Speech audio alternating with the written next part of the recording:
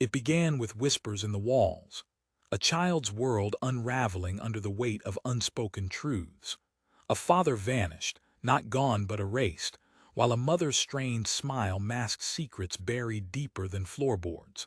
Years folded into quiet denial until a key arrived, unlocking a box pulsating with forbidden memories. Tapes flickered with haunting visions, rituals etched in shadows, and a voice, sharp, ancient, that knew his true name. Now the walls bleed, the ground shifts, and something once caged stirs in the dark, whispering a chilling refrain, a promise of rebirth and a hunger that remembers. The first sign was a tremor in the plaster, a barely perceptible shift in the walls of the house, noticed by a young boy not long after a silence fell over his world. His father had simply ceased to be, not through departure but through erasure, according to the explanation offered by the woman who remained. It was a kindness, she implied with a strained smile, to not dwell on details. But the boy sensed a lie, thick and suffocating, and a fear that clung to the corners of every room. He remembered a sound, a desperate cry swallowed by the darkness beneath the floorboards, a sound his mother dismissed as a bad dream. Yet the dreams didn't stop. They morphed into something else, a murmur, a calling from the very structure of the house. It wasn't a friendly voice, not the one that greeted him each morning. This sound was rough, twisted, and it didn't use the name everyone knew. It spoke a longer, more formal version, a name reserved for official documents, for things kept locked away. The boy felt a chill bloom in his chest with each utterance, a hefty dread that settled in his bones. He tried to explain, sought comfort from a woman who listened and nodded, offering words about imagination and coping with loss. For a time it helped, but the voice persisted, and the basement door, once open, began to be secured with a lock, a silent declaration of something hidden and dangerous. Years blurred into decades. The boy became a man, constructing a life of quiet routine. Long hours spent looking into glowing screens, a solitary apartment, and a small creature for companionship. He almost convinced himself the shadows of his childhood were just that, shadows. Then his mother's own silence arrived, abruptly, leaving behind only an envelope and the weight of unanswered questions. Inside the envelope was a key and a single instruction, penned in a stark, unyielding script. A name, one he hadn't heard in years, a name he'd been punished for repeating, was scrawled beneath it. The location it unlocked felt inherently wrong, a cold, forgotten space filled with the dust of abandoned things. A lone wooden box, subtly vibrating, sat in the center of the room. It looked fragile, like a shell stretched too thin. What he found inside was a collection of relics, old videotapes, and a note dripping with accusation. It accused him of forgetting, of believing the comfort offered in silence. He was told to watch, to remember what he had been.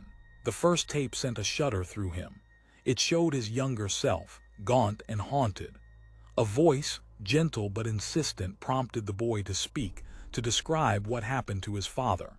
And then a fleeting shift in his pupils, a momentary distortion of his eyes, revealed something other. The man felt a wave of nausea and the desperate urge to erase the image from his mind. His feline companion began exhibiting strange behavior, fixating on a hallway closet, a mirrored image of one from his distant past. A closet he hadn't opened in years. More tapes surfaced, each one chipping away at his carefully constructed reality. They depicted unsettling rituals, symbols etched onto skin, and a mother's chilling calm as she oversaw it all. He saw his father, broken and terrified, pleading with a woman who dismissed his fears with brutal practicality. His father spoke of a being, something not of this world, something they were compelled to appease. He stopped watching, but the nightmares returned, bringing with them the sensation of dirt clinging to his fingertips. Then a new tape appeared, unlabeled, playing a live feed of his own bedroom. He lay sleeping undisturbed, or so it seemed. A looming shape materialized above him, silent and immense, before the screen dissolved into static and a brief flash of numbers, a mark of ancient dread. A phone call came, a voice from the past, A woman who'd offered solace years ago, now filled with despair. She knew. She knew he'd opened the box. She revealed a truth far darker than he could have imagined. His parents weren't simply involved in a cult. They were guardians, preparing him for a purpose he wasn't meant to understand.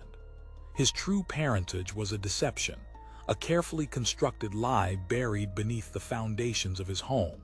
The tapes weren't memories. They were restraints, warnings, carefully calibrated triggers, and he had broken the chain. Then the walls began to weep, not with condensation but with crimson fluid. His cat retreated, its gaze locked on the closet, a low growl rumbling in its chest.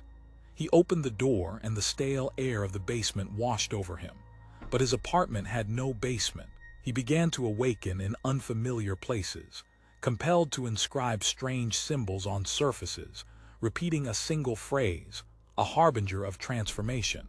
"I am almost born."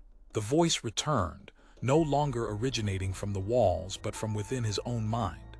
It was his voice, yet alien and hollow, resonating with an ancient hunger. It whispered a final, damning revelation. He should have destroyed the box. Now it remembers, and it is hungry. What do you think was really in that box? Leave your comments below on your thoughts. Like, subscribe, share, and hit the bell for more content like this.